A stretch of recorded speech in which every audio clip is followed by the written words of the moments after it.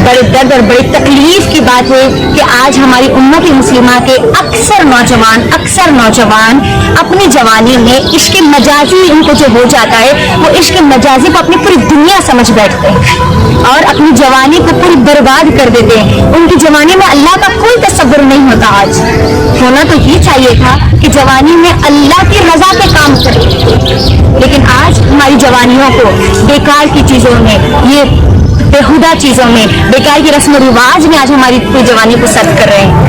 रहा सवाल आज के टॉपिक का वैलेंटाइंस डे, मेरी बहनों ये भी एक बेहुदा दिन है, बहुत बेहयाई और फहशी का दिन है ये।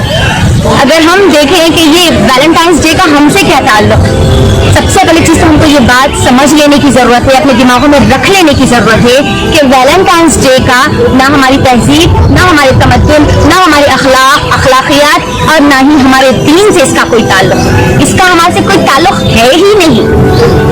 तो अब ये वैलेंटाइन है क्या?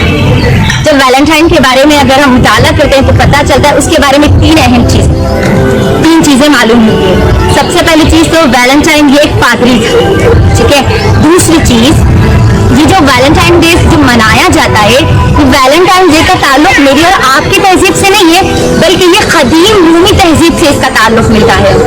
खदीम रूमी तहजीब में लुपरकालिया ये एक फेस्टिवल था, ये एक ईद का दिन मनाया जाता था।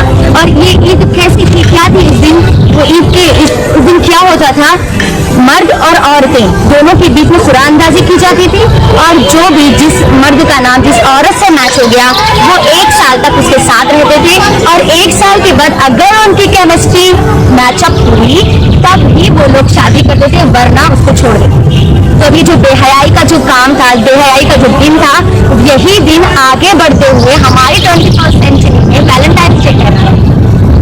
वैलेंटाइंस डे, सेंट वैलेंटाइन एक पादरी था। और दूसरी चीज, 3वीं सदी ईस्वी में क्लैडिस II ये एक बादशाह था। इसने क्या किया, अपनी सल्तनत में सोल्जर्स के लिए उसने क्या किया, ये एक ऑर्डर पास कर दिया कि सोल्जर शादी नहीं कर सकते, मैरिज नहीं कर सकते। क्लैडिस ने क्या किया, सोल्जर्स के लिए, फौजियों के लिए शादी को बैन कर दिया, मैरिज को बैन कर दिया। लेकिन हम सब जानते हैं कि शादी एक फिजिकली और स्पिरिचुअली नीड है।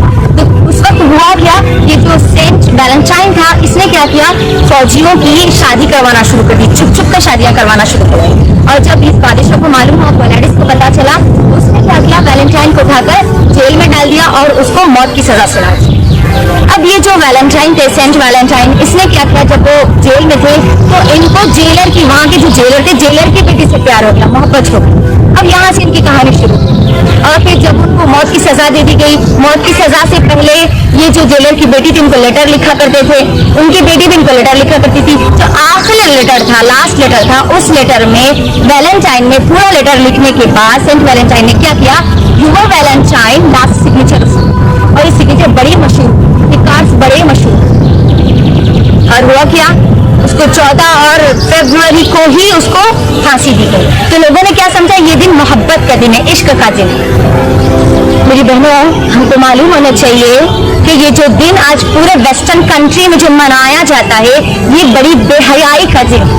आज अफसोस की बात है कि आज वेस्टर्न कंट्री तो मनाया जाता ही वेस्टर्न कंट्रीज में, लेकिन आज हमारी उम्मत मुस्लिमा, हमारे मुस्लिम कंट्रीज में ये बड़े शोर से मनाया जा रहा है।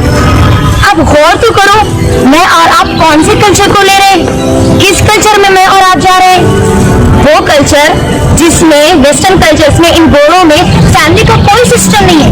उनके पास फैमिली, पूरी तरह फैमिली सिस्टम को पूरा डिस्ट्रॉय कर दिया गया। उनके पास फैमिली का कोई सिस्टम नहीं है, इसीलिए उन लोगों ने क्या किया, फादर्स डे मना लिया, मदर्स डे मना लिया, चिल्ड्रंस डे मना लिया, लवर्स डे मना लिया। ये ऐसे बेकार के डेज लोगों ने बना लिए। लेकिन मैं और आप तो मुसलमान है, हम मुसलमान है।